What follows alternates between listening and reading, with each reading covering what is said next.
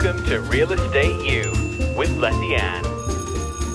Good morning, folks, and good morning, Amy Scheuerman. Welcome. Good morning. Thank you so much for having me. Absolutely. Welcome to Real Estate U with Lettiann. Amy, I've known you for quite a long time. Amy is the owner and proprietor of Creative Solutions Kansas City. It's Creative Solutions KC. Yes. Tell us I know what that is. Tell the audience what that is. I have a home staging business. I also do home organization and design work for homeowners and new construction builders. But today we're going to be focusing on the home staging aspect of my job. Yeah, oh, that's right. We are. And the importance of staging a home to sell.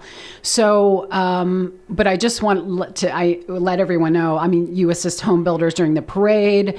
You do fantastic work for my listings. As part of my listing service, Amy does, we do offer Amy staging services that we pay for. The client does not pay for that.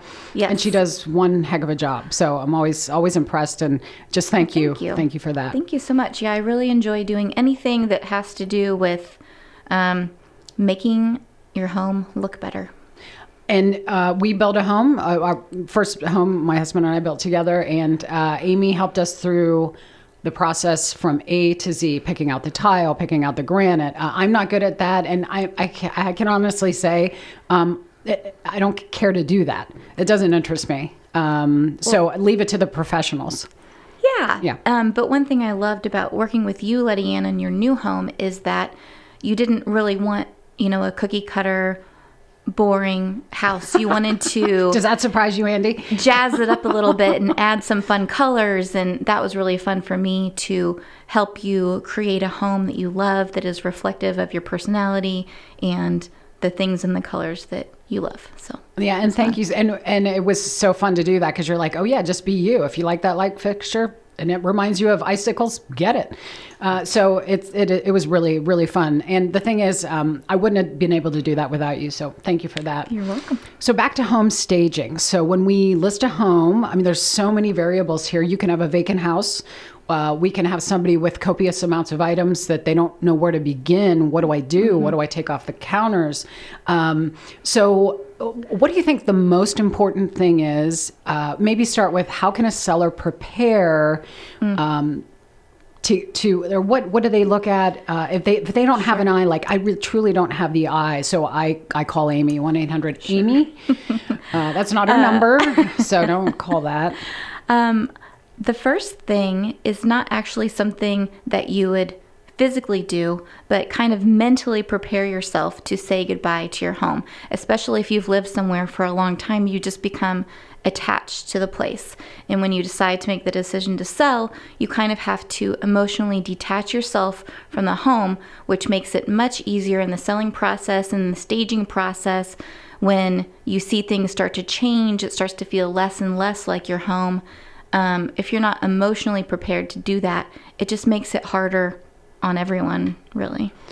Right. And it's a decision, because people think, well, pretty soon we're going to sell. Well, we're almost getting ready. But I think the final factor is that emotional factor. Mm-hmm. The kids were raised here. Our grandkids always lived here. Or I babysat them here. And we had our first child here. So, in buying and selling a house, the whole process is emotional and stressful enough. But once in their own mind, I say, once you've relinquished your home, this is what I say to them, once you've relinquished your home in your, emotionally, then you're going to be, because they're like, oh my gosh, it's going to be so overwhelming. But once they let go up here, yes, isn't it like... It makes it so much easier. Boom. Because I've been in situations before where people were just unable to let go. And that kind of tells me, you're not ready to move. But I really encourage people to take that time to emotionally prepare yourself to sell your home. And that ensures a successful home staging scenario. What's the most important thing for when you look at a house for staging, and it's going to be going on the market in the next couple of weeks?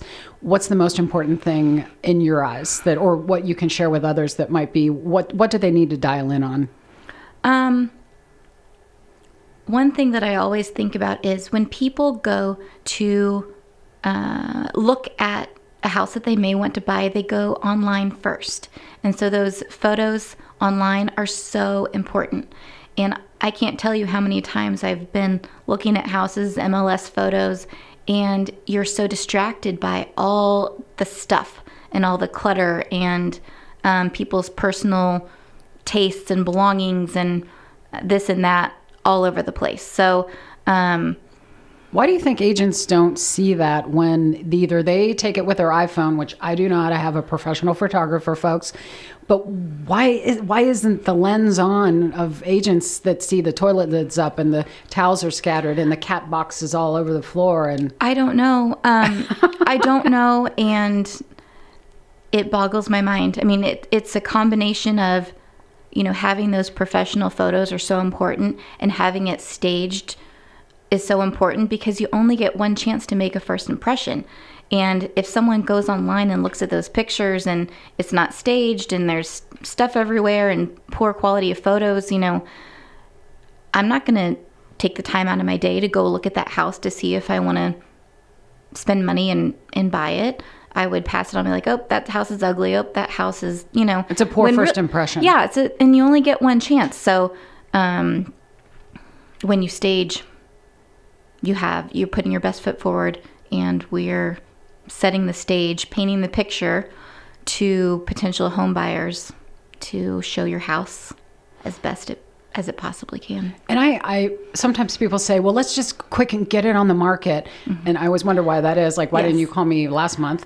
But let's quick and get it on. Can we get it on by the end of the week? And I said, well, let me come back out. I haven't been there in a while. Let me check it out. And I'll be like, hell no. That is one of my huge things. That was one of my things that I was going to be sure to say today is tell us about when you are thinking about putting your house on the market, you really need to think about your timeline. Mm-hmm. Don't call your agent and say, I want to be on the market by Friday, because that's going to make you crazy. It's going to make everyone crazy, and it's not going to yield this perfect product that we're trying to create. It takes time. Nor will it increase their bottom line. Yes. Right. And really, when your house is staged, it looks better, and then you can justify that higher asking price. Absolutely. Absolutely. And again, just to finish that thought, they'll say, get it on Friday. And I'm like, no, we need to backpedal a little bit. And they'll say, no, let's just put it on. And then we'll get it ready. Happens. We'll start working on it while it's online. And I'm like, no, I can't. I would be a disservice to you if I did that. If you have an extra week, let's just really come up with a plan and go from there. Because like you said, people are going to fall in love online first with the photos. So, what other advice might you have, or if someone maybe wants to attempt to do it alone? I always say go for the professional. Again, I support local KC, and Amy has a local business, and she's an entrepreneur, and I'm super proud of her. So I first tell people, think about what can you do for free to get your house ready to sell. Cleaning usually is very free, and cleaning is so important, down to the windows, everything. Like, make sure your house is super sparkly clean. Even if you can't afford to, re-landscape your front yard or replace the entry chandelier, having a really clean house is a really good way to have a good impression on a potential buyer. The other thing would be is to pack away your collections, pack away your personal photographs, kind of declutter and depersonalize your home. And that's something that you don't need a professional to tell you to do that. Can I interrupt you for a second? Of course. And I'll do that a lot. I apologize from now until forever. But there's not a but. People say, oh yeah, we heard, take down all the personal photos. And well, sometimes, there's walls and walls of them. And I tell them, and do you agree? It's simply a distraction. Yes. Because they can't see the forest through the trees, because they're like, oh, look, he was a veteran. Oh, Dad was a veteran too. Oh, look, their kid looks like they go to, Center School District. Our kids go there. And then all of a sudden, it's not even about, this is a great house for our family. Yeah, we want to keep people focused on what they will actually be buying and not get distracted by the things in the home. Keep them focused on the actual property. And keep them focused on envisioning themselves living in that house and not thinking about who currently lives in that house. Yeah. So it is distractions, but they don't look at it that way. They're like, oh no, we heard you take out all the family pictures down. I said, it's only because they're a distraction. Yeah. People tend to stop and shop. Yes. And look. And so when all those personal photos are down off the wall, we don't want to leave it a cold, lifeless interior. That's when staging comes in, when I come back in and add my accessories and create a neutral personality that is warm and inviting and shows people how to use the space. Don't you think it's a good opportunity too because we all tend to, although in my new home, I'm like, don't put anything up, because just because it's so clean to take it down. Yeah. But then you have all these nail holes or maybe a little bit of paint chip. So if you did that after the fact, the new homeowner could say, hey, you didn't repair this wall. So now you've taken all the photos down, and maybe that's a suggestion to say, okay, this is a good time to patch the drywall, and why don't we paint this wall? Yes, that kind of leads into another thing to do when you get ready to sell your house is, take care of those little handyman items that are either going to be, noticeable as you walk through the home, or something that is wrong that is going to turn up in inspections. You want to go ahead and take care of those things on the front end so that people, they're going to want you to fix them at some point. Might as well get it taken care of, fix that leaky faucet, things like that. And I find that people who've lived in their home for a long while, they no longer see that. Absolutely. So the second set of eyes we strongly encourage you to hire a real estate professional, but then it's the professional realtor that you hired who has these amazing vendors and contractors. Mm-hmm. If someone wants to go on a listing appointment with me, or I go with one of my associates, I said, look, to another set of eyes and ears, it's like going to the doctors. Yes. But then when we come in, we start the process, the real estate professional, and say, my best advice would be to do this. Now, really to fine tune it, I'm going to send Amy over here, and she's really going to dial it in for you. Mm-hmm. And don't a lot of people get excited? And by dialing it, they hate it. Dialing it in. Punch list this like 4 days long. They're like, I become the evil list, and I'm okay with that because. I make a very detailed list of exactly everything that the seller needs to do to get ready for me to come back in to do the final staging, to put those finishing touches on your home. And yes, it is overwhelming, but when all those things are checked off the list and your house looks so good, you'll thank me at the end, even though you hate me while you're going through it. They only hate you during, but I'll come back in and I'll go, oh my gosh, this looks like a different place. They're like, we did everything. It took us 5 days and we didn't sleep, but we did everything on Amy's list. I'm like, I'm super proud of you because she knows what she's talking about. The house looks completely different. Yeah, and it's crazy. When you live in a house for a long time, like you said, you can't see those things. You need a fresh set of eyes. You need someone that can come in and look at your home from the buyer's perspective. And when you live in your home every day, the way that you live in your home is very different than the way we need to present. It could be very different than the way we need to present your home for a sale. So, and I think by throwaway, giveaway, keep piles, they don't realize, wow, I just invested that 5 days, but now I've been to Goodwill 4 times. I've called, the junk company. They've picked it up, and wow, like now they're feeling like, okay. Yeah, it's really setting you up for when you move to your next home. You'll know exactly what you have. It'll be hopefully more organized, packed away. You'll be ready to go. It's being proactive because they're going to have to do it anyway. Mm-hmm. Yeah. So let's say there's a vacant house, Amy, and if you had to pick 2 to 3 rooms for someone to say, look, what should I do? We've already moved out, but this looks a little stale and cold. What rooms would you recommend that they stage?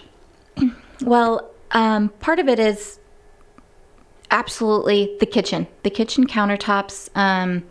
When you have a vacant home, you start to notice, if there are little things about the house, especially if it's a little older, people start to get real nitpicky. And when your house is staged, it kind of becomes the general overview, and you don't notice, oh, that light switch cover is missing a screw. Well, really, if you followed my list, that wouldn't be an issue. But little things like that start to become more obvious. So definitely the kitchen countertops, some accessories there really help.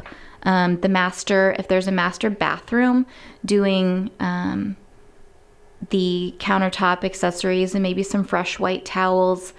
And this is for a vacant home, yes, folks? this is for a vacant home. Because if you're still residing in your house, less is best. And I think you typically tell me everything off the kitchen counter but one thing. Yes. Well, I have the homeowners move, their knife block, their dish drying rack, all those little things that you use to function day to day, clear all that off. And then during the staging, I sometimes add back some cute little accessories, things like that, to make it feel a little warm and homey and not so stale. But in a vacant situation, sometimes, if the budget allows, I love to bring in some rental furniture, stage the master bedroom if it allows. Sometimes especially if there's a difficult floor plan, people have a really hard time visualizing how to use that space, and they think, oh, my couch isn't even going to fit in here. But really, when you get that furniture in there, they're like, oh, there is room for a couch and a chair and my TV. People have a really hard time picturing how to use space. And so in a vacant, if budget allows, I love to bring in furniture. If not, accessories also work wonders, as we saw in your most recent listing. Vacant home, minimally staged, but definitely gave it that extra warmth, yeah. Right, because they had just painted all the walls, everything was out, and you go in and it's like, well, it's a little, and then I came back and there's the foyer table, there's the mirror. I was like, I think I want to buy this house. Yeah, so well done. Well done. So we have just about 3 minutes left. And how, in your opinion, do you feel staging impacts a seller's bottom dollar? Well, when you stage, as I said before, you're putting your best foot forward. You only get one chance to make a first impression. And when you make your house look as good as you possibly can, that means that you're going to have less time on the market, less chance of price reductions. If you sell your home faster, then that's less mortgage payments that you need to make. Mm-hmm. And that's right. And yeah, it's just overall, statistics show that staged homes sell faster and for more money. So in my mind, it's a no-brainer. Yeah, I would agree with you 100%. And I've also seen some regrets from a seller. Like, say they didn't pre-plan and they didn't hire a professional the first time, and then they gave our office a call, and then we're out there. They're like, "Oh, we really regret. We just were in a hurry the first time, and we did everything fast, and now we're like, we really wish we would have taken the time to declutter, thin." Throw away, and really hire a professional to take professional photography. Yes. Because I still don't know why agents are using their flip phone to take pictures, and even an iPhone. And good God, please put the toilet lid down. Andy, why don't people put the toilet lid down for photos? Still trying to figure Just in regular life, that's a question in and of itself. But when you're taking a photo, and isn't it bad, the feng shui with the toilet lid open? Doesn't that mean like money goes down the toilet? Oh, I don't know. Let's look that one up. But sure. There was a time that I didn't get to the house before my photographer, and the seller let her in, and I'm like, no, 'cause she goes so fast. She's like, click. Yes. She sets up her tripod and then adjusts the light, and it's like ding, ding. Yes. And I'm coming, and she's going. I'm like, and I go through the house. I'm like, oh. A lot of times too, I have a little punch list, when you get ready for pictures or a showing, make sure that all lights are on, all toilet seats are closed, all your dirty laundry is out of sight. Shove it back in the dryer. The dish, or stick it in your car. The sink is empty and free of dishes. Turn your ceiling fans off. Yeah, things like that. So, yeah. Yay. We're all working together. Doesn't it take a team? Yes. It really takes a team. And we hiring a professional, and again, strongly encouraging everyone to support local in the Kansas City local business, the entrepreneurs, the people that invest their time and money. So Amy Scheuerman with Creative Solutions KC. Thank you so much for being here today. You're very welcome. And as I told you when you arrived, thanks for all you do for us and me and my listings and my personal home and the folks here at our office and all of our clients, because we appreciate you. So Thank you. Thanks so much. Hope you come back and see us. Will do. All right. Well done. Thanks. See you again.